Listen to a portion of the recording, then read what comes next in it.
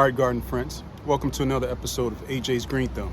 So in this quick episode, I'm just going to run through some of these damaged plants, kind of assess the damage a little more, and figure out some alternatives as to what I'm going to put in place of these damaged plants.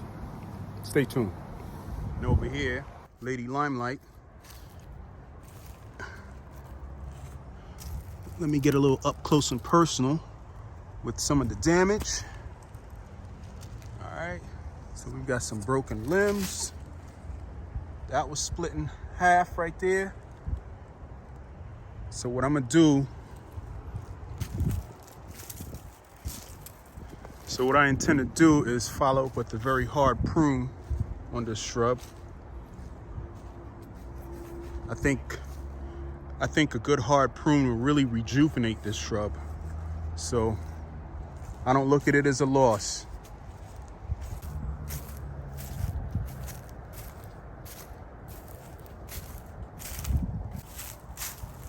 So this right over here is a new plant bed I recently installed. I'd say it's about a month old.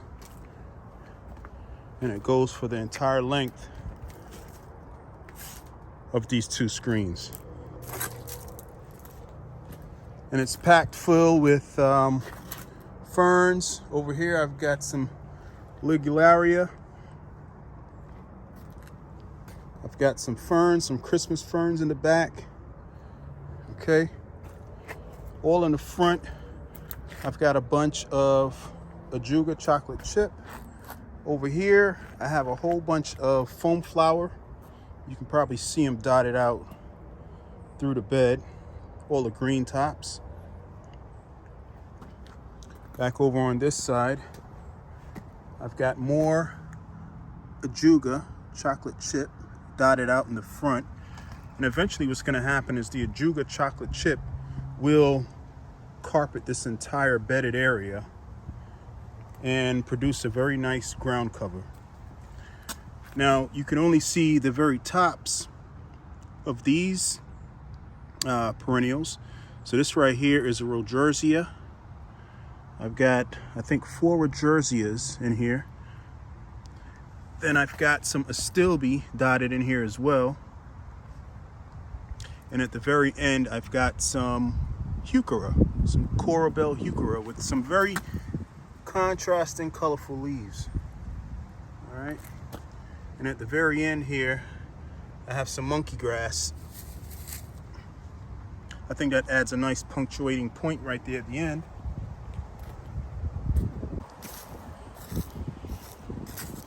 Now, as I've noted in the past video, well, the last video, this back area, you can tell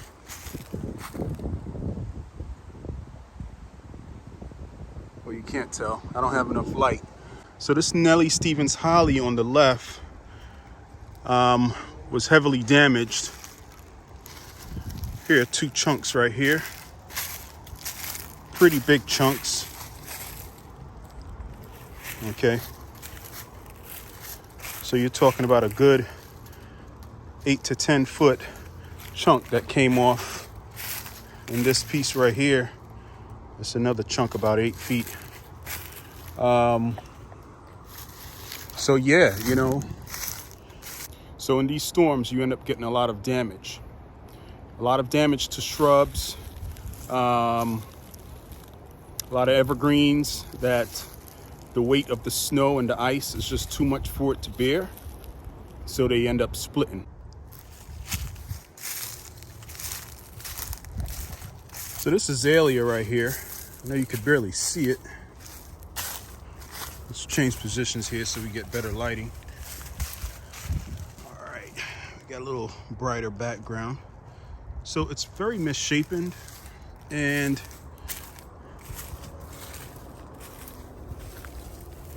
it was leaning heavily during the snowstorm.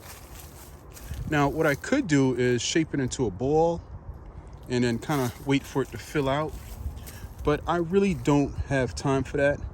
And one thing I've learned in gardening is if there's something that you don't like or you're not too satisfied with, go ahead and change it up. Go ahead and take it out.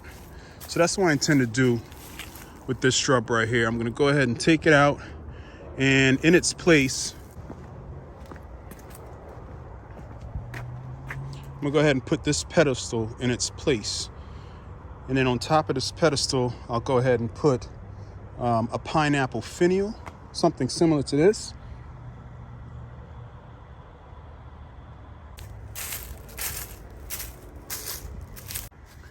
Now over here at the end of this walkway, I've got this red bud. Okay, so this red bud right here at the end of this walkway, it suffered some damage as well. So it suffered some damage up there, and what I'm gonna have to do is bring it back to the healthiest node and chop that back. In addition to that, top canopy suffering damage. This tree has leaned a little bit too much into the walkway, making it practically impassable. So I'm at the brink of deciding whether I should just simply remove this tree altogether.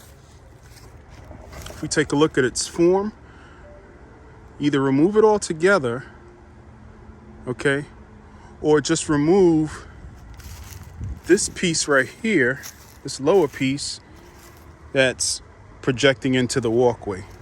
And in that way, I'll keep this piece going up like that, and I'll probably remove this piece as well. So I'll take this off, this bottom piece, I'll remove that, and that top piece right there where you can see that damage, I'm gonna go ahead and take that piece off too. One thing I don't want to do is have this tree become so malformed that it's not aesthetically pleasing anymore. Because the only time it really shines is in the early spring when it blooms. All right. And in the end, I may just have to remove the whole tree. All right. So this tree right here suffered some major damage, as you can see.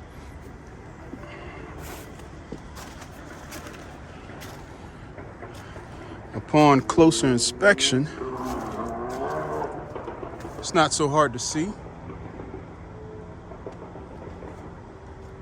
All right.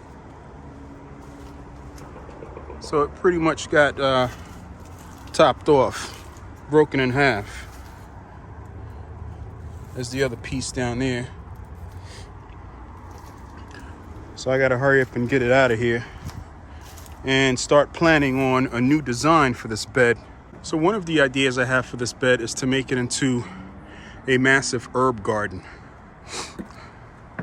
It gets sufficient light, especially during the summer months, where I think an herb garden would be an aesthetically pleasing addition to this potager garden. All right. So I think this entire area will just be fruit and veg. So I can probably put a fruit tree there. I can probably put my plum tree right here. All right.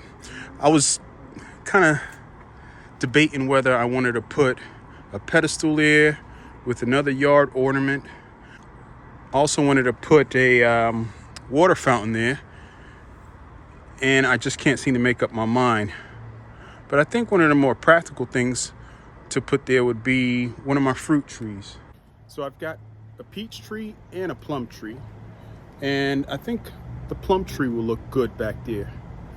That doesn't get as big as a peach tree would. If I had put a peach tree in the ground, that will just take over this entire area.